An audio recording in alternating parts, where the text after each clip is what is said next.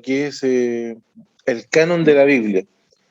Cuando nació esta idea de hacer algo así como orígenes bíblicos o toda la historia de la Biblia, en nuestros corazones estaba el hecho de que pudiéramos tener más información de cómo llegó la Biblia a nuestras manos, cómo se escribió, qué se hizo, cómo se organizó, cuál era la idea principal.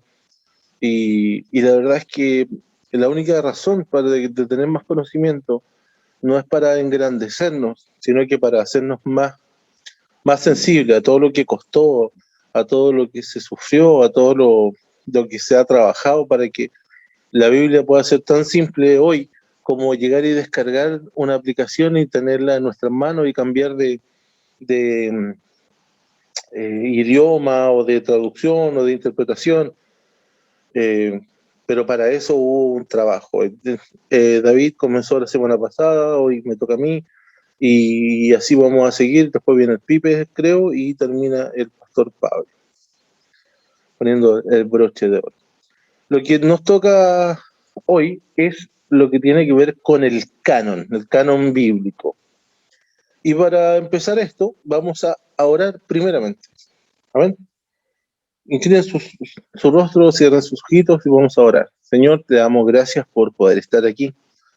Gracias por poder estar adquiriendo cada día más conocimiento, Señor, que ayuda a fortalecer nuestra fe, que nos ayuda a entender de dónde venimos y a dónde vamos, que nos ayuda a darle más validez a todo lo que se ha hecho por los siglos, Padre Santo, y todo lo que se ha trabajado para poder tener esta palabra, Señor, en nuestras manos, para poder entenderla, leerla, y que haya pasado por distintas traducciones, manuscritos, y todo lo que tú la has cuidado, la has guardado por los siglos de los siglos para que lleguen a nuestras manos, Señor, y que podamos tener tu palabra fiel y santa en nuestras manos y la podamos leer y entender que tú nos hablas, Señor, que es tan vívida como cuando se leyó hace 15 siglos atrás o como cuando la leía Jesús en Israel, Padre, y hoy día la leemos nosotros y nos habla de la misma forma, Señor. Gracias por tu palabra, gracias porque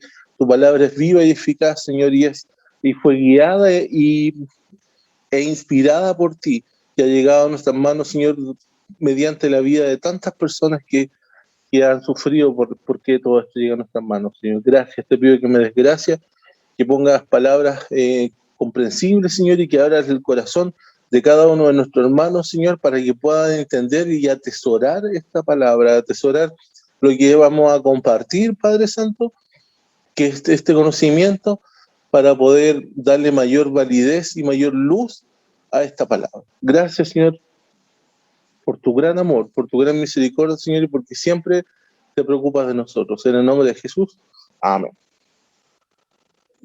Para comenzar, entonces vamos a ver lo primero, que es la palabra que estamos usando, que es el canon de la Biblia. ¿Qué significa canon? Es una palabra que proviene de una raíz que significa caña, que en hebreo es kanesh, y en griego es canón. Y esta caña se utilizó para medir, se ponían distintas cañas para medir cuántas cañas medía algo. Y eventualmente llegó a tener el significado de norma. Originalmente se usó esta palabra para expresar lo que se llama una regla de fe, o la norma por la cual se ha de medir y evaluar. Más tarde llegó a significar una lista o un índice. Esta palabra aplicada a la Biblia significa una lista oficialmente aceptada de libros. La Iglesia, a través de los siglos, reconoció libros que fueron inspirados desde su comienzo, y estos fueron inspirados por Dios a ser escritos. Recordemos que en un principio la palabra de Dios era oral. Todas las personas transmitían de forma oral la palabra a sus hijos, en las sinagogas, en distintos lugares se transmitía oralmente la palabra. Pero se llegó a la necesidad de que fuera escrita porque la gente tiende a tergiversar o malinterpretar y a darle y agregarle y quitarle cosas que son súper importantes. De hecho, en los reinados de Manasés y de Amón, que fueron reinados perversos del pueblo de Israel, se perdió los libros de la ley. Y cuando Hilquías lo redescubrió, sus enseñanzas lo sorprendieron grandemente, pues habían sido olvidadas, dice la palabra en Segunda de Reyes 22, capítulo 22 y capítulo 23, y en Segunda de Crónicas 34 habla de esto. Y estos reyes que fueron malos, que fueron perversos, que no siguieron los lineamientos de la palabra del Señor, perdieron los libros de la ley. Y cuando fueron redescubiertos claramente, abrieron sus ojos y se sorprendieron grandemente por las palabras que ellos decían. En la antigüedad había básicamente 5 principios. Para ordenar un poco la idea. En la antigüedad había muchos libros, la gente escribió muchos libros, muchas historias, era igual que hoy, habían muchos libros que abundaban por todos lugares, libros que hablaban de historia, libros supuestamente sapienciales, mucha escritura, mucha literatura. Y en distintos tratados y de distintas formas, ¿cierto?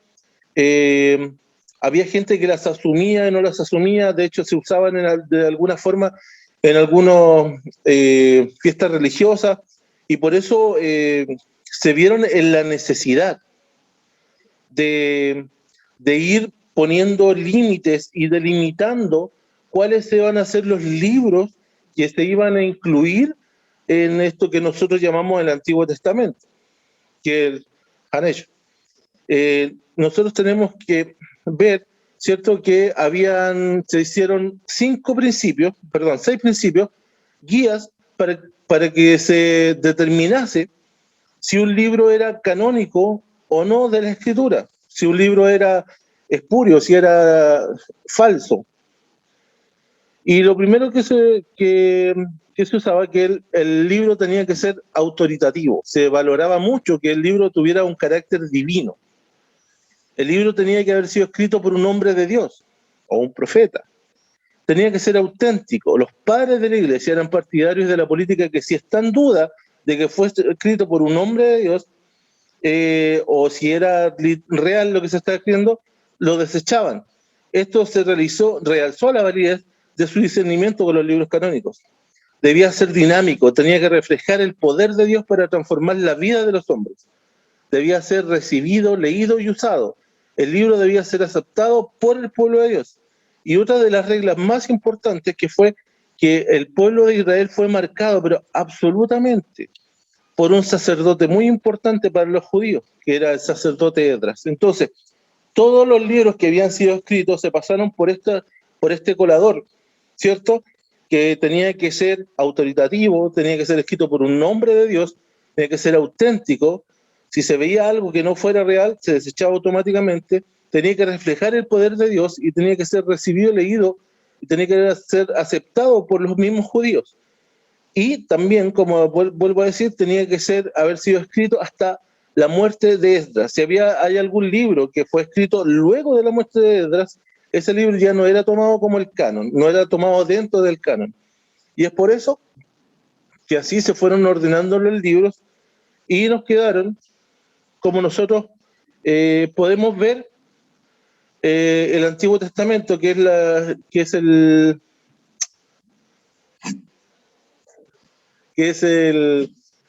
que nosotros denominamos Antiguo Testamento, que es el libro de los judíos, la Biblia de los judíos. Estaban entonces, para ordenarlo, ¿cierto?, estaban los libros de la ley, que es la Torá, que es el Génesis, Éxodo, Levítico, Números y Deuteronomio. Después estaban los profetas, que eran Nebihim, que estaban los profetas anteriores, Josué, Jueces, Samuel y Reyes. Los profetas posteriores, que eran Isaías, Jeremías, Ezequiel, y los 12 que le llaman ellos, que son 12 profetas, los libros proféticos, Job, Proverbios y Salmos.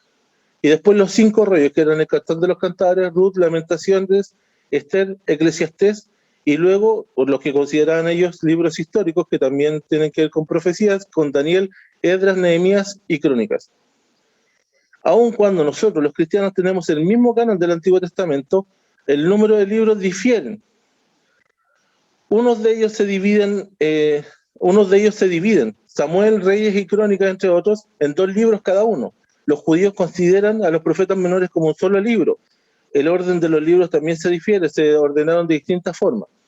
El Antiguo Testamento de nosotros, los protestantes, sigue un orden tópico en lugar de un orden oficial, que es un orden cronológico.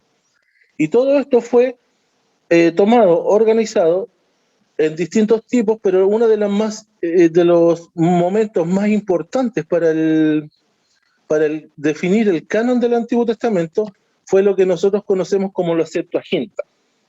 La Septuaginta muchas veces se abrevia como LXX, que significa 70 en número romano. Wow, soy un maestro. Y es el nombre dado a la traducción griega de las escrituras judías. Las escrituras estaban escritas en arameo y en hebreo. Pero esto se tradujo al griego. Esto tuvo su origen en Alejandría, en Egipto, y fue traducida entre el año 300 y el 200 a.C. Esta se usó ampliamente por los judíos helenísticos, o sea, griegos. Esta traducción griega se produjo pues muchos judíos dispersados por el imperio comenzaron a perder su idioma hebreo. El proceso de traducción del hebreo al griego le permitió a muchas personas no judías mirar al judaísmo y aprender de ellos. De acuerdo a un documento antiguo llamado la Carta de Aristeas, se considera que entre 70 a 72 estudiosos judíos fueron comisionados durante el reinado de Ptolomeo Filadelfus a llevar a cabo esta traducción. El término Septuaginta significa en latín 70 y se le llamó así a este texto para darle crédito a estos 70 estudiosos, a estas 70 personas. La Septuaginta, en la introducción, fue también un recurso del Antiguo Testamento para los cristianos de los primeros siglos después de Cristo. Muchos cristianos primitivos hablaban y escribían en griego. Por tanto, se dejaban llevar por la Septuaginta para la mayor parte de su entendimiento del Antiguo Testamento.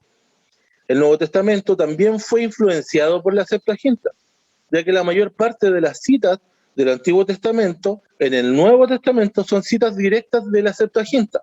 También hay citas de los textos hebreos. Los padres griegos de la Iglesia cristiana también son conocidos por citar la Septuaginta. De hecho, hoy en día, la Iglesia Ortodoxa Oriental también basa sus enseñanzas del Antiguo Testamento en la Septuaginta. Algunas traducciones modernas de la Biblia también usan la Septuaginta junto a textos hebreos como recurso.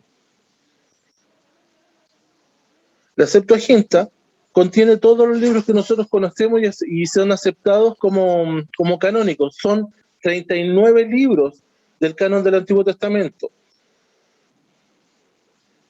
Hay algunos libros, si nosotros miramos o hemos visto alguna vez la Biblia católica, hay libros que se les considera apócrifos. El término apócrifos fue acuñado por un estudioso de la Biblia en el siglo V, quien se llamaba Jerón.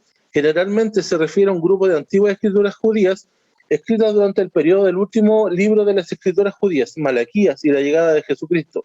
Los libros apócrifos incluyen a Judith, Tobit, Baruch, Sirach o Eclesiástico, la sabiduría de Salomón, primera y segunda de Macabeos, los otros 2 libros de Esdras y anexos de Esther y el libro de Daniel.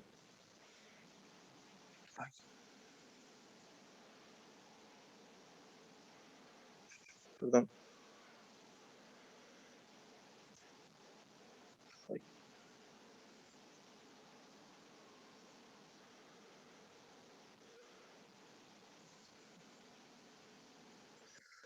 Estos libros que fueron incluidos en algunas Septuagintas por motivos históricos y culturales, pero estos no fueron reconocidos como canónicos, o sea, inspirados por Dios. Y los judíos ortodoxos o nosotros, los cristianos protestantes, sino que simplemente han sido desechados. O sea, los únicos que ven y reconocen a esos libros, incluso sabiendo que son apócrifos y que están fuera o deuterocanónicos, como les llaman ellos, que no están dentro del canon real, son tomados en cuenta solamente como históricos. Pero ni los judíos ortodoxos, ni nosotros, los cristianos protestantes, jamás se han tomado en cuenta, solamente la Iglesia Católica. cuando miramos, ¿cierto?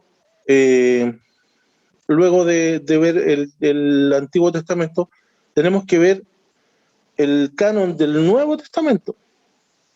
Y vemos que también pasó algo similar con los libros del Antiguo Testamento. También había mucha literatura, había muchos libros. Podríamos hablar de más de 200 libros que fueron escritos y que se trataron de incluir o que fueron tratados de ingresar en el canon de la ¿cómo se llama esto? Del Nuevo Testamento. Entonces también, como surge esta necesidad, también se creó un canon. ¿Por qué era necesario hacer un canon también para el Nuevo Testamento?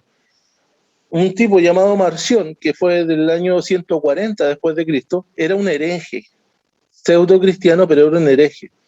Desarrolló su propio canon y comenzó a propagarlo por todos lados.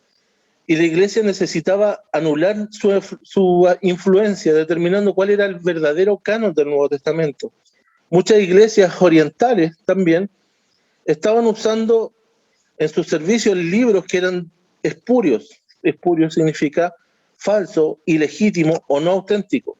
Y esto exigía una decisión de parte de la iglesia que estaba en Jerusalén. Y en el año 303, el edicto Diocleciano, en que se declaraba la constitución de los libros sagrados de los cristianos, porque las personas se preguntaban quién desea morir por lo que era un simple libro religioso. Se necesitaba saber. Entonces, con todo esto, ¿cierto? Donde había tanta literatura, tantos libros que se estaba incluyendo dentro de la iglesia, dentro de dogmas, porque recordemos que ya teníamos el Antiguo Testamento, se necesitaba dar un corte a eso.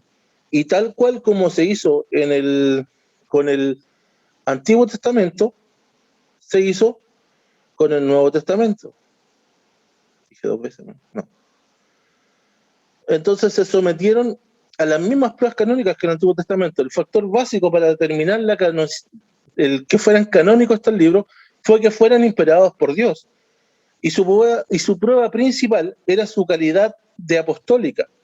En la terminología del Nuevo Testamento, la iglesia estaba edificada sobre el testamento de los apóstoles y de los profetas, tal cual como dice en Efesios 2:20, a los cuales Cristo había prometido guiarles a toda verdad, mediante el Espíritu Santo. Se dice que la iglesia de Jerusalén continuó con la doctrina de los apóstoles y de la comunión.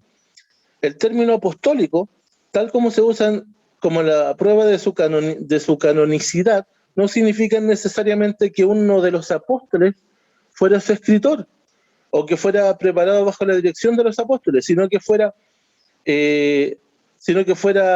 la autoridad apostólica o la aprobación de los apóstoles, quienes eran los que habían sido los guardianes de la sana doctrina de la palabra. Y esta prueba principal, ya que nunca va a estar separada de la autoridad de Dios, aunque no significa meramente que tuviera un apóstol por autor. Entonces llegó y se tomó, ¿qué se hizo? Como había tanta escritura en el año, tal cual como decía, en el año 140 después de Cristo, con Marción, haciendo su propio canon, ¿cierto? Creando, entre comillas, su propio Nuevo Testamento, y otras personas que nombré como las otras iglesias que estaban usando ¿cómo se llama esto? Libros espurios que eran falsos. ¿Por qué se entendía que eran libros falsos?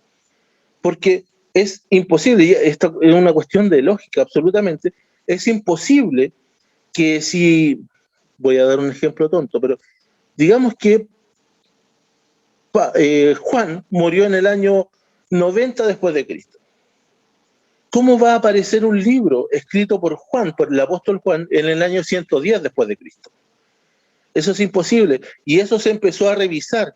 Y había muchos libros, pero muchos. Había el Evangelio de Tomás, el Dídimo, y muchos otros, el Apocalipsis de Pedro, y un montón de otros, de una cantidad, pero inimaginable, de verdad, que son demasiados los libros que se tomaron como fuera de canon, que fueron desechados porque se usaron la misma norma que para el canon del Antiguo Testamento. que fue que se valorara que fuera un texto autoritativo que había sido escrito por un hombre de Dios, y había personas que claramente no tenían el mejor de los testimonios, que debía reflejar el poder de Dios y que debía ser aceptado, y que por último que fuera escrito por los apóstoles o por personas que habían sido discípulos de los apóstoles, pero que tuvieran, no, que tuvieran la sana doctrina por norma y que sean reales. Como les digo, había unas cosas tan locas como que eh, alguien haya escrito un libro después de muerto y se le llegaba a escribía un libro yo y llegaba y ponía, no sé, ocupaba la forma de escribir que tenía Pablo y después le ponía del apóstol Pablo la epístola a los chilenos. Y la carta había sido escrita en el año 200 después de Cristo. Imposible que Pablo o Lucas haya escrito algo así porque en esa fecha ellos ya estaban muertos. Independiente que haya podido escribir algo muy sensato y algo muy correcto, incluso que tenía que ver con la palabra de Dios, pero si no tenía una influencia directa de los apóstoles, no iba a tener la sana doctrina de por medio. Y es por eso que toda esa cantidad de libros se votó y se desechó, porque más encima también habían personas que habían escrito libros que hablaban cada cosa y que no tenían nada que ver con la palabra de Dios y que muchas veces habían sido escritos por personas que no tenían un buen testimonio. Por lo tanto, para que no fueran cuestionados, fueron sacados y desechados. Y luego, bueno, vinieron muchos edictos, muchos concilios donde se fue revisando la palabra de Dios, ¿cierto? Pero eso ya es parte de otro tema. Pero el canon, como lo digo, estos fueron las reglas y los lineamientos que se usaron para poder ver la antigüedad y la autenticidad de la palabra del Señor. Se ha cuidado, se ha reservado, se ha tenido el cuidado de que todo esto sea real y sea guiado por el Espíritu Santo, que no venga cualquier persona a escribir cualquier cosa y desacredite el Evangelio. Y ahí ya se tiene la Biblia definitiva, que es de 39 libros del Antiguo Testamento y 27 libros del Nuevo Testamento. Esto es la parte de los cánones. Si alguien tiene alguna pregunta o algo que quiera comentar o acotar, no sé si también lo hice muy rápido, espero que no. Pues la verdad es que tampoco mi idea era llenarlo de información, lo comentaba con David delante, de los edictos y de los concilios que se han hecho y que también, por ejemplo, podríamos llegar hasta Martín Lutero definiendo y decidiendo o teniendo sus propias opiniones acerca de la autenticidad de, lo, de la escritura.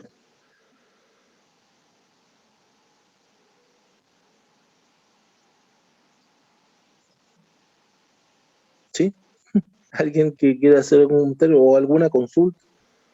No, yo creo que, bueno, eh, lo que tú has dicho está bien, está bastante bien. Si bien es cierto, es igual harta información que no es tan fácil como retenerla así toda en la cabeza, pero yo creo que también hay cosas, de lo que dijiste está mucho, bien interesante lo de la Septuaginta, por ejemplo, que yo creo que muchos a lo mejor han visto ese número y no sabían que era eso, o lo que significa la Septuaginta. Es importante que los hermanos lo sepan. También lo que dijiste con respecto al Nuevo Testamento, ¿ya? Y la canonicidad del Nuevo Testamento también, las directrices que se usaron, todo lo que quedó afuera porque no entraba en el canon, que era tan exigente como el canon del Antiguo Testamento.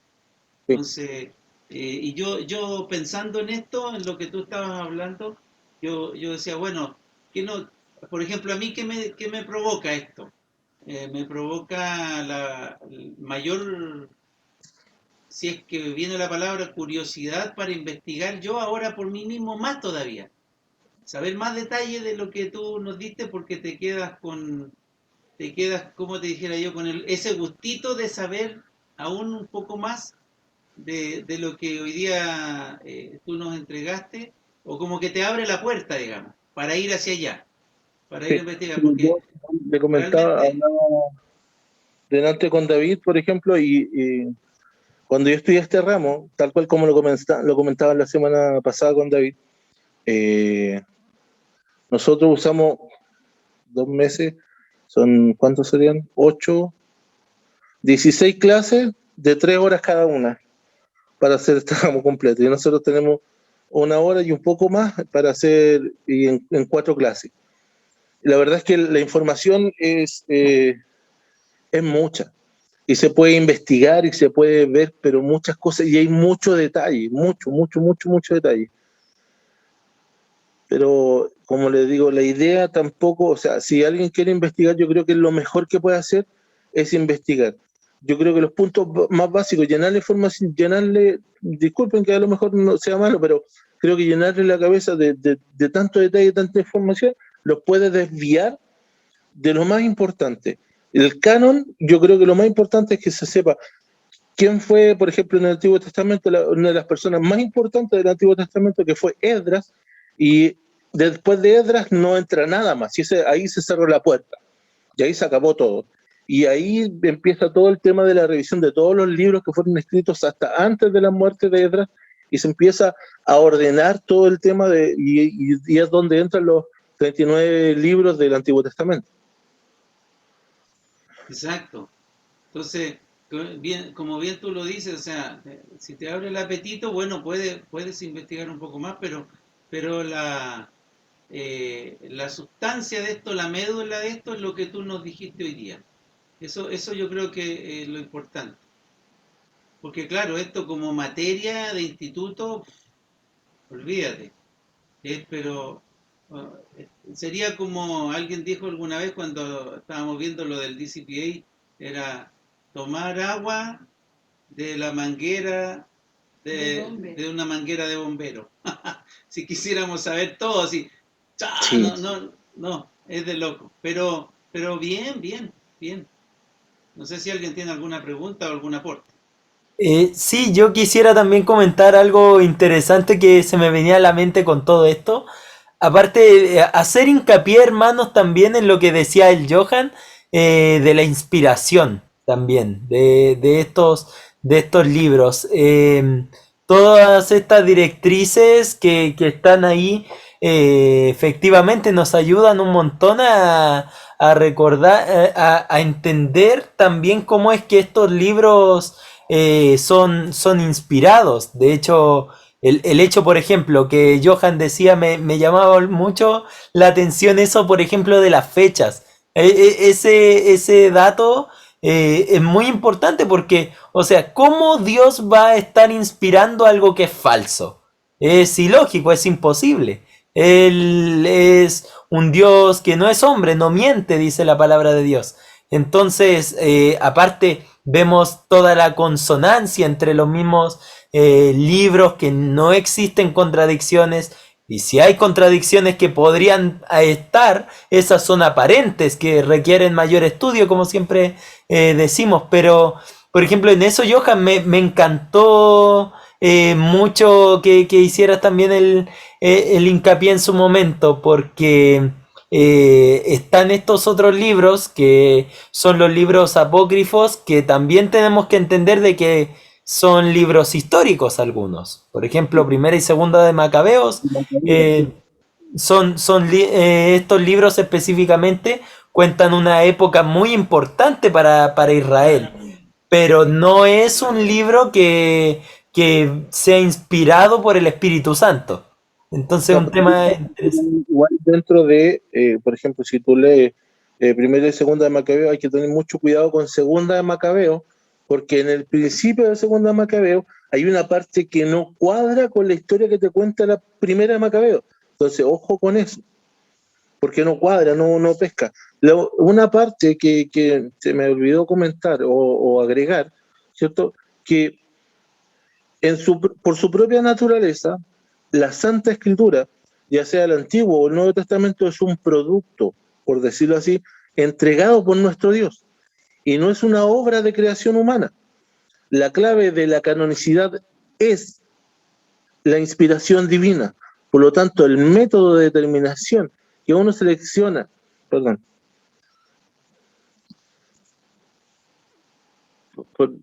el método de determinación no es uno que selecciona de una cantidad de posibles candidatos. No hay otros candidatos en realidad, sino uno de la recepción de los materiales auténticos y es el consecuencia en total de lo que es lo que hoy nosotros tenemos como la palabra de Dios. Y un dato que, que se entrega, ¿cierto? Ay, perdón. Que es una parte de lo que nosotros nos marca, ¿cierto? En el tema de la palabra del Señor, es que por ahí por el año 300 más o menos, en el edicto de Milán, se solicitó 50 copias de la Escritura, lo que nosotros conocemos como Biblia completa, ¿cierto? Con los 27 libros del Nuevo Testamento. Y se hizo por el emperador Constantino. Y dos personas, ¿cierto? Jerónimo y Agustín, fueron estas personas que se preocuparon de traducir la palabra a lo que nosotros conocimos como la primera versión, que es la Vulgata Latina. Y de ahí nacen todas las versiones de la palabra del Señor, que es lo que nosotros conocemos, por ejemplo, como dato, como la que nosotros, la más conocida para nosotros, que es la Reina Valera, que viene de la Vulgata Latina, ¿cierto? La verdad es que no es no es a una persona llamada Reina Valera, sino que es Casiodoro de Reina quien hizo la traducción de esto. Y después quien la corrige es Cipriano de Valera, pero él no hacen ni la traducción ni la interpretación juntos, sino que es Casiodoro de Reina quien hace la traducción, y muchos años después es Cipriano de Valera quien la revisa, hace una corrección de algunas palabras, de algunos detalles, y de ahí quedó marcado la Reina Valera que nosotros conocemos.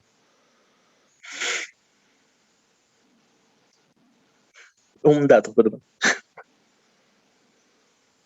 Buen dato, muy buen dato ese. Y bueno, que fue el primer libro en imprimirse, ¿cierto? En la impresora en la imprenta, ¿cierto? De Rotterdam, Gutenberg.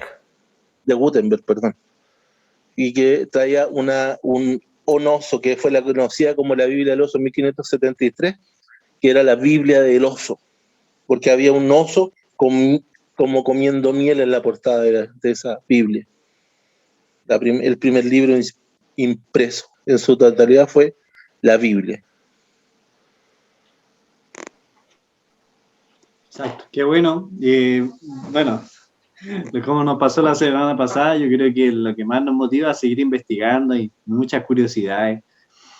Una de las cosas que a lo mejor, no sé, pues quisiera comentar es que después con el tiempo han querido sacar muchísimos libros, ¿ya?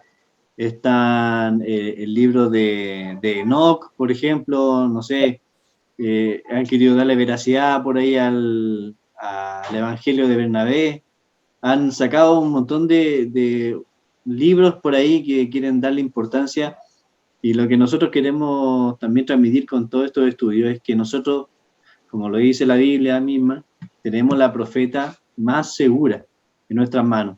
Es totalmente inspirada por Dios, y nuestros libros que tenemos aquí en la Biblia son revelación de Dios, y si no están dentro de la Biblia es porque Dios se ha encargado de hacerlo así, ha permitido que esto es lo que nosotros tengamos, y ya está. Si bien es cierto, hay algunos libros que pueden ser de carácter histórico, que nos puedan dar un poco más de contexto en cuanto a lo cultural, a lo histórico, pero definitivamente de inspiración tenemos lo suficiente en nuestras manos. Tenemos lo que Dios ha puesto en nuestras manos. Y para poder conocer también por qué esos libros no están, bueno, ahí es donde nos ayuda también todo estos estudios, y nos dan también la motivación para seguir averiguando. Así que, no, muy bien. Gracias, Johan, también por el estudio. Esta instancia es muy buena en el sentido de que hay gente, yo creo que lo hemos escuchado todos, que dicen producto obviamente, claro, es una palabra fea la que voy a usar, pero no es grosera, pero hay gente, pues, producto de su ignorancia, que dice, no, la Biblia la escribieron los hombres, como que si el hombre inventó todo lo que ahí dice, pero en todo momento hemos estado escuchando y cierra casi con eso, Johan, inspiración de Dios, la Biblia, inspiración de Dios. El Espíritu Santo fue el que inspiró a los hombres y sin anular sus personalidades, obviamente, pero fue el Espíritu Santo. No hay nada que esté de más en la Biblia ni que esté de menos, porque es inspiración de Dios. La mente de Dios revelada a nosotros.